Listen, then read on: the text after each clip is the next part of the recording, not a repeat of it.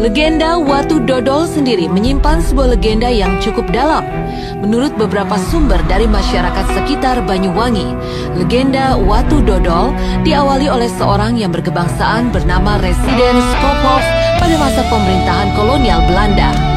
Residen Schouwhof berencana untuk membuat sebuah jalur baru dari Banyuwangi menuju ke Panarukan. Namun pada saat menjalankan rencananya, Residen Schouwhof mengalami beberapa kendala, yaitu tepat di jalur yang ingin dibangun, terdapat sebuah bukit yang cukup besar. Dengan adanya bukit tersebut, tentu sangat tidak mungkin rencana pembuatan jalan yang ia rencanakan akan berhasil. Rencana ini didukung oleh pemimpin setempat yaitu Tumenggung Wiroguno I.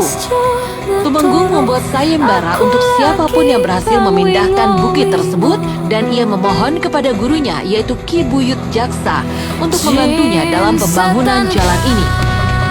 Tentu dalam prosesnya Ki Buyut Jaksa tidak sendiri. Ia dibantu oleh anak angkatnya yaitu Nur Iman. Dalam prosesnya Ki Buyut Jaksa meminta bantuan dari penunggu-penunggu bukit tersebut. Dan benar saja, dalam kurun waktu yang cukup singkat, jalanan pun dapat dibuat dan digunakan. Namun sebelum itu, penunggu bukit ini meminta 3 permintaan. Permintaan pertama adalah tidak boleh mendodol batu yang sudah diberi tanda oleh para penunggu, yang saat ini dikenal dengan situs Watu Dodol.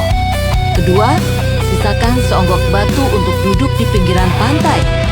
Dan permintaan terakhir adalah supaya Ki Buyut Jaksa dan Nur Iman harus datang dan menjaga tempat ini. Minimal setahun sekali, dan sampai saat ini, tradisi ini masih terus berjalan dan dikenal dengan Puter Kayun.